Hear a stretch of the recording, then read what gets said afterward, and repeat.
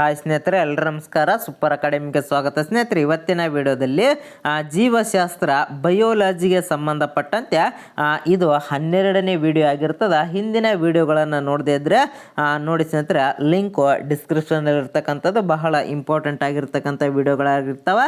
ಇಲ್ಲಿ 6ನೇ ತರಗತಿಯಿಂದ 12ನೇ ತರಗತಿಯ ಸರ್ಕಾರಿ ಪುಸ್ತಕದಲ್ಲಿರ್ತಕ್ಕಂಥ ಒಂದು ಪ್ರಶ್ನೋತ್ತರಗಳು ಇರ್ತಕ್ಕಂಥದ್ದು.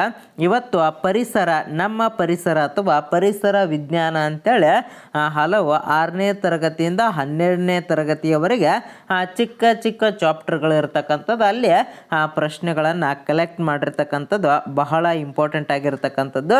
ವಿಡಿಯೋನ ಕೊನೆ ತನಕ ನೋಡಿ. ಮೊದಲನೆಯ ಪ್ರಶ್ನೆ, ಒಂದು ಪರಿಸರ ವ್ಯವಸ್ಥೆಯಲ್ಲಿ ಸದಾ ಪೋಷಕಾಂಶಗಳು ಯಾವ ರೀತಿಯಲ್ಲಿ ಸಂಚಲನವಾಗುತ್ತವೆ? ನೋಡಿ, ಒಂದು ಪರಿಸರ ವ್ಯವಸ್ಥೆಯಲ್ಲಿ ಸದಾ ಪೋಷಕಾಂಶಗಳು ಯಾವ ರೀತಿಯಲ್ಲಿ ಸಂಚಲನ ಆಗ್ತವ ಅಂತೇಳಿ ಪ್ರಶ್ನೆ ಇರ್ತಕ್ಕಂಥದ್ದು. ಇಲ್ಲಿ ಚಕ್ರೀಯವಾಗಿ ಸಂಚಲನ ಆಗ್ತಕ್ಕಂಥದ್ದು. ನೋಡಿ, ಆಪ್ಷನ್ ಎ ಸರಿಯಾಗಿರ್ತಕ್ಕಂಥದ್ದು. ನೆಕ್ಸ್ಟ್, ಸಂಕುಚಿತ ಸಹಜ ಅನಿಲ ಯಾವುದು? ನೋಡಿ, ಇಲ್ಲಿ ಸಂಕುಚಿತ ಸಹಜ ಅನಿಲ ಯಾವುದಪ್ಪ ಅಂದ್ರೆ ಇಲ್ಲಿ ಮೀಥೇನ್ ಅಂತಕ್ಕಂಥದ್ದು. ನೋಡಿ, ಆಪ್ಷನ್ ಬಿ ಸರಿಯಾಗಿರ್ತಕ್ಕಂಥದ್ದು. ನೆಕ್ಸ್ಟ್, ಅದೇ ರೀತಿ ಮೂರನೆಯ ಪ್ರಶ್ನೆ, ಚೆನ್ನಾಗಿ ಮಳೆಯಾದ ನಂತರ ವಿಶಿಷ್ಟವಾದ ವಾಸನೆ ಆರಂಭವಾಗುತ್ತದೆ. ಈ ವಾಸನೆಗೆ ಕಾರಣ ಏನು? ನೀವು ಕೂಡ ನಿಮ್ಮ ಅನುಭವಕ್ಕೂ ಕೂಡ ಇದು ಬಂದಿರ್ತದೆ. ಸ್ವಲ್ಪ ಮಳೆ ಆಯಿತು ಅಪ್ಪ ಅಂದ್ರೆ ಒಂದು ವಿಶಿಷ್ಟವಾಗಿರ್ತಕ್ಕಂಥ ಒಂದು ವಾಸನೆ ಬರ್ತದೆ. ಅದಕ್ಕೆ ಕಾರಣ ಏನು ಅಂತೇಳಿ ಇಲ್ಲಿ ಪ್ರಶ್ನೆ ಇರ್ತಕ್ಕಂಥದ್ದು. ಇಲ್ಲಿ ಒದ್ದೆಯಾದ ಮಣ್ಣಿನಲ್ಲಿ ಬೆಳೆಯುವಂತಹ ಕೆಲವು ಬ್ಯಾಕ್ಟೀರಿಯಾಗಳ ಕ್ರಿಯೆಯಿಂದ ವಾಸನೆ ಬರ್ತಕ್ಕಂಥದ್ದು. ನೋಡಿ, ಆಪ್ಷನ್ ಎ ಸರಿಯಾಗಿರ್ತಕ್ಕಂಥದ್ದು.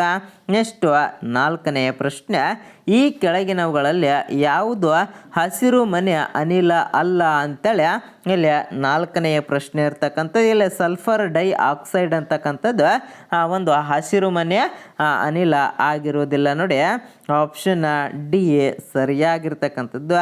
ಇನ್ನು ಹಸಿರು ಮನೆಯ ಪರಿಣಾಮವನ್ನು ಉಂಟು ಮಾಡುವುದಕ್ಕೆ ಮುಖ್ಯವಾಗಿ ಕಾರಣವಾಗುವ ಅನಿಲ ಯಾವುದು? ನೋಡಿ, ಅತ್ಯಂತ ಮುಖ್ಯವಾಗಿ ಒಂದು ಅನಿಲ ಯಾವುದಪ್ಪ ಅಂದ್ರೆ ಇಲ್ಲಿ ಇಂಗಾಲದ ಡೈ ಆಕ್ಸೈಡ್ ಅಂತಕ್ಕಂಥದ್ದು. ನೋಡಿ, ಆಪ್ಷನ್ ಬಿ ಸರಿಯಾಗಿರ್ತಕ್ಕಂಥದ್ದು. ನೆಕ್ಸ್ಟ್, ಆರನೆಯ ಪ್ರಶ್ನೆ, ಗುಂಪಿಗೆ ಸೇರದ ವಸ್ತು ಯಾವುದು? ನೋಡಿ, ಇಲ್ಲಿ ಗುಂಪಿಗೆ ಸೇರದ ಒಂದು ವಸ್ತುವನ್ನು ಗುರುತಿಸಿ ಅಂತೇಳಿ ಪ್ರಶ್ನೆ ಇರ್ತಕ್ಕಂಥದ್ದು. ಇಲ್ಲಿ ವೆನಿಲ್ಲಾ ಅಂತಕ್ಕಂಥದ್ದು ಗುಂಪಿಗೆ ಸೇರುವುದಿಲ್ಲ. ಇಲ್ಲಿ ಕ್ಯಾರೆಟ್ ಆಗಿರ್ಬೋದು, ಅರಿಶಿಣ ಆಗಿರ್ಬೋದು, ಶುಂಠಿ ಆಗಿರ್ಬೋದು, ಇವು ಒಂದೇ ಗುಂಪಿಗೆ ಸೇರ್ತಾವ. ಆದರೆ ವೆನಿಲ್ಲಾ ಅಂತಕ್ಕಂಥದ್ದು ಸೇರುವುದಿಲ್ಲ. ಆದ್ದರಿಂದ ಈ ಪ್ರಶ್ನೆಗೆ ಆಪ್ಷನ್ ಡಿ ಸರಿಯಾಗಿರ್ತಕ್ಕಂಥದ್ದು. ಇನ್ನು ಏಳನೆಯ ಪ್ರಶ್ನೆ, ವಾತಾವರಣದಲ್ಲಿರುವ ಓಜೋನ್ ನಾಶಕ್ಕೆ ಕಾರಣವಾದ ವಸ್ತು ಯಾವುದು? ನೋಡಿ, ಓಜೋನ್ ನಾಶಕ್ಕೆ ಕಾರಣ ಆಗಿರ್ತಕ್ಕಂಥದ್ದು ಇಲ್ಲಿ ಯಾವುದಪ್ಪ ಅಂದ್ರೆ ಇಲ್ಲಿ ಕ್ಲೋರಿನ್ ಅಂತಕ್ಕಂಥದ್ದು ಕಾರಣ ಆಗಿರ್ತದೆ. ಆಪ್ಷನ್ ಡಿ ಸರಿಯಾಗಿರ್ತಕ್ಕಂಥದ್ದು.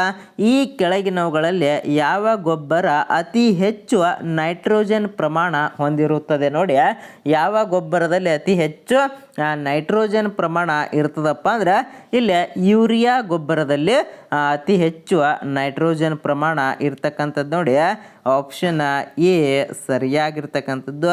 ಈ ಕೆಳಗಿನ ಯಾವುದು ರಾಸಾಯನಿಕ ಗೊಬ್ಬರ ಅಲ್ಲ? ನೋಡಿ, ಮೊದಲು ಪ್ರಶ್ನೆಯನ್ನು ತಾಳ್ಮೆಯಿಂದ ಕೊನೆ ತನಕ ಓದ್ತಕ್ಕಂಥ ಒಂದು ವ್ಯವಸ್ಥೆ ಮಾಡ್ಕೋಬೇಕಾಗ್ತದೆ. ಇಲ್ಲಿ ಯಾವುದು ರಾಸಾಯನಿಕ ಗೊಬ್ಬರ ಅಲ್ಲ ಅಂಥೇಳಿ ಪ್ರಶ್ನೆ ಇರ್ತಕ್ಕಂಥ. ಇಲ್ಲಿ ಸೂಪರ್ ಫಾಸ್ಫೇಟ್ ಅಂತಕ್ಕಂಥದ್ದು ಒಂದು ರಾಸಾಯನಿಕ ಗೊಬ್ಬರ ಆಗಿರುವುದಿಲ್ಲ.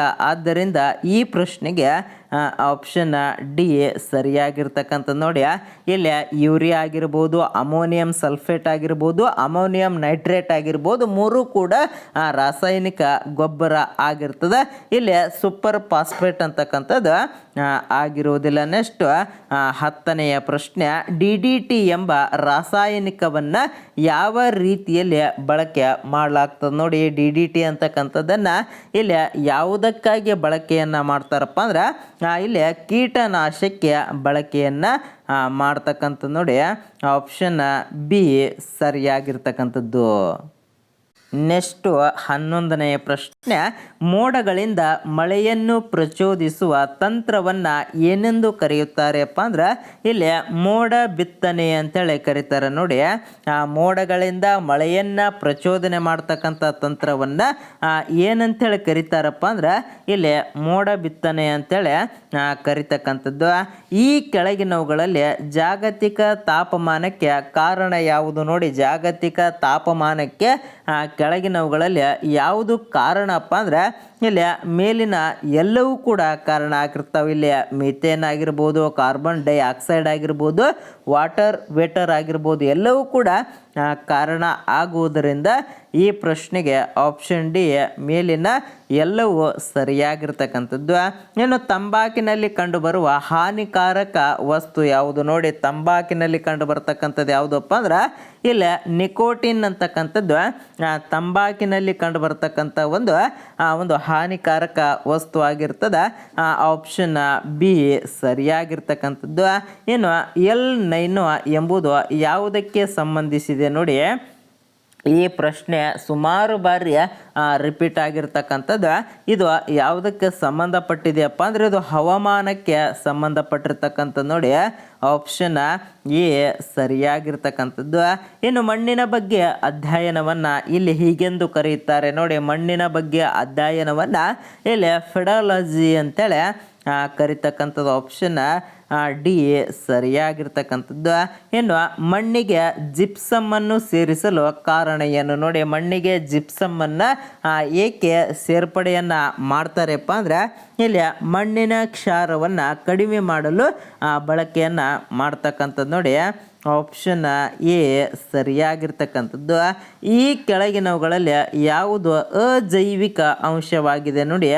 ಇಲ್ಲಿ ಯಾವುದು ಅಜೈವಿಕ ಅಂಶ ಆಗಿದೆಯಪ್ಪ ಅಂದ್ರೆ ಇಲ್ಲಿ ನೀರು ಅಂತಕ್ಕಂಥದ್ದು ಅಜೈವಿಕ ಅಂಶ ಆಗಿರ್ತದೆ. ನೆಕ್ಸ್ಟ್ 18ನೇ ಪ್ರಶ್ನೆ, ಎರಡು ಜೀವಿಗಳ ನಡುವಿನ ಪರಸ್ಪರ ಹೊಂದಾಣಿಕೆ ಜೀವನವನ್ನು ಇಲ್ಲಿ ಏನೆಂದು ಕರೆಯುತ್ತಾರೆಪ್ಪ ಅಂದ್ರೆ ಇಲ್ಲಿ ಸಹಜೀವನ ಅಂತೇಳಿ ಕರೀತಾರೆ ನೋಡಿ. ಆಪ್ಷನ್ ಬಿ ಸರಿಯಾಗಿರ್ತಕ್ಕಂಥದ್ದು. ಇನ್ನು ದ್ವಿತೀಯ ಭಕ್ಷಕಗಳು ಹೆಚ್ಚಾಗಿ ಯಾವುದನ್ನು ತಿನ್ನುತ್ತವೆ ನೋಡಿ. ದ್ವಿತೀಯ ಭಕ್ಷಕಗಳು ಆಗಿದೆ ಅದು ದ್ವಿತೀಯ ಭಕ್ಷಕಗಳು ಹೆಚ್ಚಾಗಿ ಏನನ್ನ ತಿನ್ನುತ್ತವೆಯಪ್ಪ ಅಂದ್ರೆ ಇಲ್ಲಿ 19ನೇ ಪ್ರಶ್ನೆ ನೋಡಿ. ಇಲ್ಲಿ ಪರಭಕ್ಷಕಗಳು ಅಂತಕ್ಕಂಥದ್ದು ನೋಡಿ. ಆಪ್ಷನ್ ಡಿ ಸರಿಯಾಗಿರ್ತಕ್ಕಂಥದ್ದು. ಇನ್ನು 20ನೇ ಪ್ರಶ್ನೆ, ಕಲ್ಲು ಹೂಗಳು ಯಾವ ಎರಡು ಜೀವಿಗಳ ಸಂಯೋಜಿತ ಒಂದು ಸಂಯೋಜನೆಯಾಗಿವೆಯಪ್ಪ ಅಂದ್ರೆ ಇಲ್ಲಿ ಪಾಚಿ ಮತ್ತು ಶಿಲೀಂಧ್ರಗಳು ಅಂತಕ್ಕಂಥದ್ದು ನೋಡಿ. ಆಪ್ಷನ್ ಡಿ ಸರಿಯಾಗಿರ್ತಕ್ಕಂಥದ್ದು. ನೆಕ್ಸ್ಟು 21ನೇ ಪ್ರಶ್ನೆ, ಬೆಳೆಗಳ ಉತ್ಪಾದನೆಗೆ ಸಂಬಂಧಿಸಿದ ಕೃಷಿಯ ಶಾಖೆ ಯಾವುದಪ್ಪ ಅಂದ್ರೆ ಇಲ್ಲಿ ಕೃಷಿ ವಿಜ್ಞಾನ ಅಂತಕ್ಕಂಥದ್ದು ನೋಡಿ. ಆಪ್ಷನ್ ಎ ಸರಿಯಾಗಿರ್ತಕ್ಕಂಥದ್ದು. ಇನ್ನು ಕಲ್ಲು ಹೂಗಳು ಅತ್ಯುತ್ತಮ ಸೂಚಕಗಳಾಗಿವೆ ನೋಡಿ. ಕಲ್ಲು ಹೂಗಳು ಅಂತಕ್ಕಂಥದ್ದು ವಾಯು ಮಾಲಿನ್ಯಕ್ಕೆ ಸೂಚಕ ಆಗಿರ್ತವ ನೋಡಿ. ಆಪ್ಷನ್ ಎ ಸರಿಯಾಗಿರ್ತಕ್ಕಂಥದ್ದು. ಇನ್ನು ಅಗಸೆ ಮತ್ತು ಸೆಣಬಿನಲ್ಲಿ ಯಾವ ಜೀವಿಗಳು ಬಳಸಲಾಗುತ್ತದೆಪ್ಪ ಅಂದ್ರೆ ಇಲ್ಲಿ ಬ್ಯಾಕ್ಟೀರಿಯಾಗಳನ್ನು ಬಳಕೆ ಮಾಡ್ತಕ್ಕಂಥದ್ದು ನೋಡಿ. ಆಪ್ಷನ್ ಬಿ ಸರಿಯಾಗಿರ್ತಕ್ಕಂಥದ್ದು. ಇನ್ನು ಯಾವ ಕೋಶಗಳು ಸಂಕುಚಿತಗೊಳ್ಳುತ್ತವೆ ಮತ್ತು ವಿಶ್ರಾಂತಿ ಪಡೆಯಬಹುದು ಅಪ್ಪ ಅಂದ್ರೆ ಇಲ್ಲಿ ಸ್ನಾಯುಗಳು ಅಂತಕ್ಕಂಥದ್ದು ನೋಡಿ. ಆಪ್ಷನ್ ಎ ಸರಿಯಾಗಿರ್ತಕ್ಕಂಥದ್ದು. ಇನ್ನು ಕೊನೆಯ ಪ್ರಶ್ನೆಗೆ ಸರಿಯಾಗಿರ್ತಕ್ಕಂಥ ಉತ್ತರವನ್ನು ಕಮೆಂಟ್ ಮಾಡಿ ಹಾಗೂ ಹಿಂದಿನ 11 ವಿಡಿಯೋಗಳನ್ನು ಚೆಕ್ ಮಾಡಿ. ಗೋರ್ಮೆಂಟ್ ಬುಕ್ನಿಂದ ತೆಗೆದಿರ್ತಕ್ಕಂಥ ಪ್ರಶ್ನೆಗಳಿವೆ, ಆದ್ದರಿಂದ ಬಹಳ ಇಂಪಾರ್ಟೆಂಟ್ ಆಗಿರ್ತಕ್ಕಂಥದ್ದು. ಇಲ್ಲಿ ವಾತಾವರಣದಲ್ಲಿನ ಸಾರಜನಕ ಪರಿವರ್ತನೆಯಿಂದ ಉಂಟಾಗುವುದು ಯಾವುದು ಅಂತಕ್ಕಂಥದ್ದನ್ನು ಕಮೆಂಟ್ ಮಾಡ್ತೀರಾ ಅಂತ ತಿಳ್ಕೊಂಡು ಈ ವಿಡಿಯೋನ ಇಲ್ಲಿಗೆ ಮುಗಿಸ್ತಾ ಇದ್ದೇನೆ. ಜೈ ಹಿಂದ್, ಜೈ ಕರ್ನಾಟಕ.